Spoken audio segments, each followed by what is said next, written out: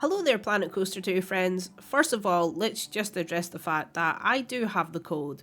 So I'm powered up with lots of throat lozenges, but I wanted to share this really exciting news with you.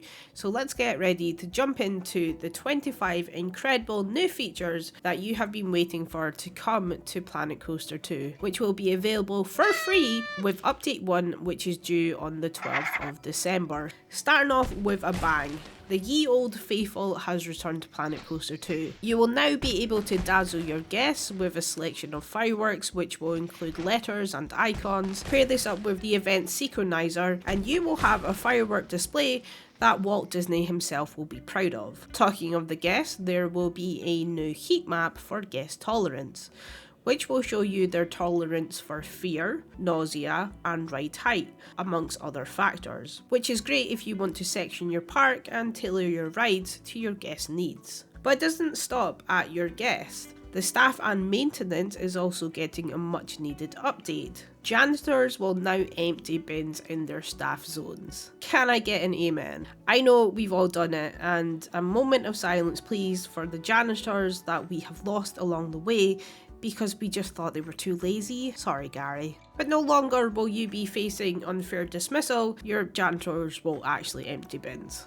How lovely. Talking about staff, our mechanics will also have a bit of a revamp, so they will be called earlier to allow for more time to action servicing jobs. Again, sorry Tom, it was a bug. It wasn't you, it wasn't me.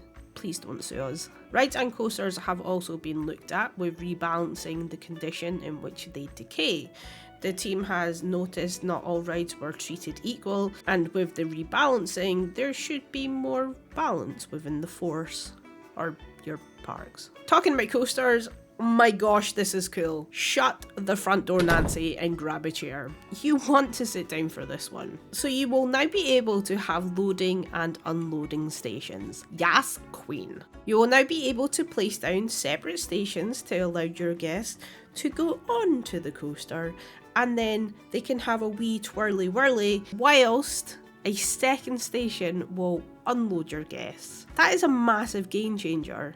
Not only will that make your rides more efficient, it also adds that element of realism which we all love. Also a little note on this one, which maybe Frontier has been watching me struggle with the exit stations. I never know which side is correct. But now there are arrows to indicate where the guest queues will be. Honestly, thank you Frontier.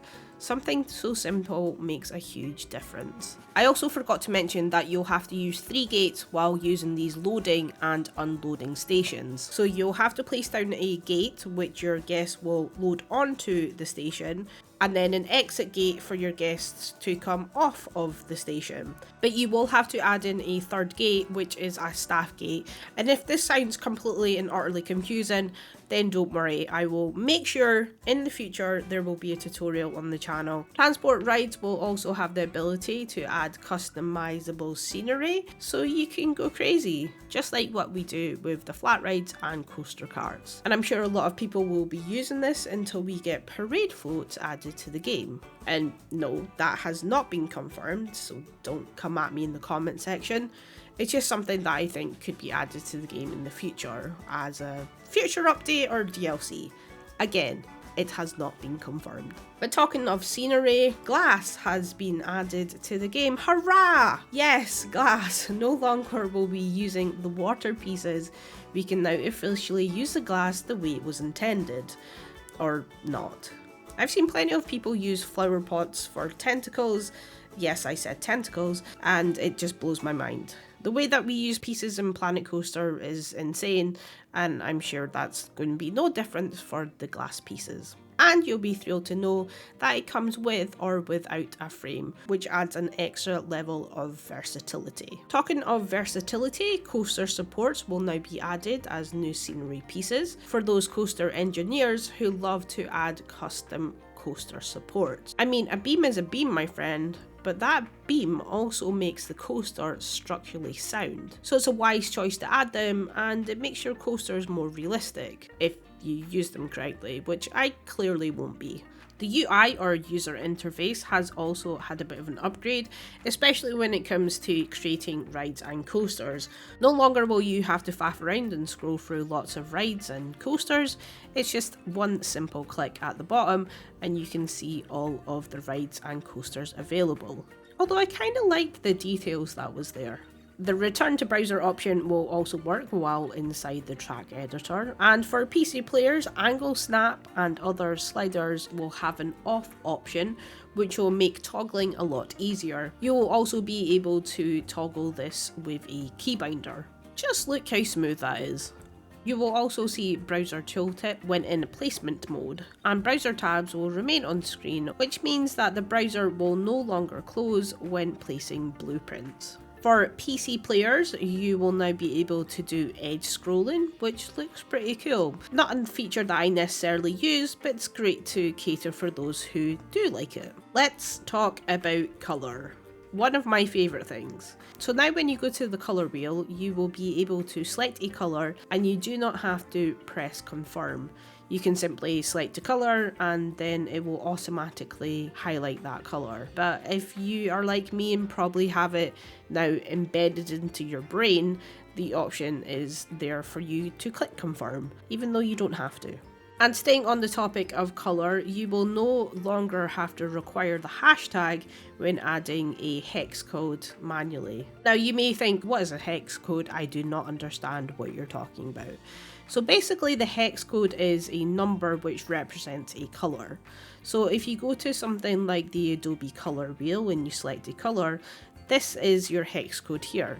You simply copy it and then go over into Planet Coaster 2 and then simply paste it, and that is the exact colour that you will find for that exact hex code. Which is great if you want to have certain objects of the same colour. You just have to copy that hex code over and paste it in and it will remain the same colour. There's also an option which I don't think they actually spoke about, that they are working on trying to get a colour back to its original. So for example, this wall piece here is yellow. It is the default colour that Planet Coaster 2 has decided we think that looks really great in yellow. But say if you go away and decide to change it to a black, for example, but then you think, oh, black's a bit horrible, I prefer the yellow. There will be an option to put that back to default, but I think it's something that developers are going to be working on, and hopefully, fingers and toes crossed, and it'll be ready for update 1. And talking about the last colour selected, you will now be able to improve areas where the scenery should remember the last custom colour picked. A good example for this is rocks. So currently in game, if you are trying to recolour rocks, it will not remember the last colour that was selected.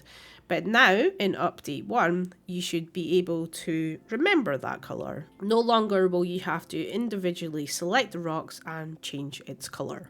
Again, this is another one for PC players, but you will now be able to set the maximum guest cap when playing solo in Sandbox mode. So currently it is set to 6,000, but you will be able to increase that all the way up to 12,000, which is double the capacity. I mean, I don't want 12,000 people in my park, I barely want 50 people, but hey, it's a feature. Enjoy it.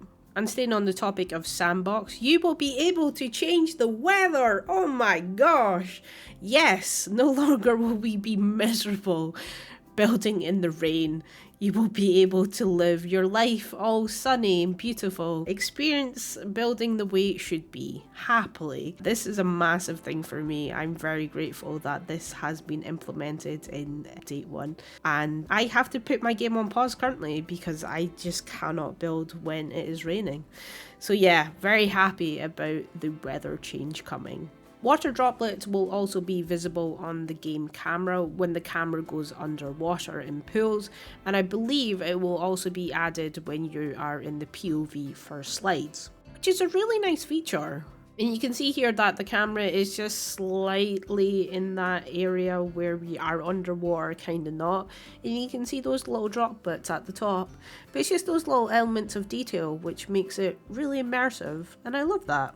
Now, this next one, I know a couple of people has been asking it and it's to remove the Planet Coaster 2 logo from the paths. Honestly, it never bugged me. I didn't see the issue with it. I guess like if you're making like a Disney park, you want it to be more authentic to a generic, this could be anywhere in the world park, which I understand that, I get that. The Planet Coaster 2 logo will no longer be on your paths. So, moment silence for them, I guess. There will also be some coaster bug fixes, correcting jittering special pieces, general stability and performance fixes, and improve UI responses. And the cherry on the cake, it's all for free. Let me know which feature you're most excited about. Is it the ability to change the weather in Sandbox mode? Or are you really excited that you no longer have to fire your janitors for not emptying the bins? Let me know in the comments below. And if you want to learn how to build something in Planet Coaster 2, then there is a video here, which I'm now going to have to update. Thanks, Frontier. I'll see you guys in the next one.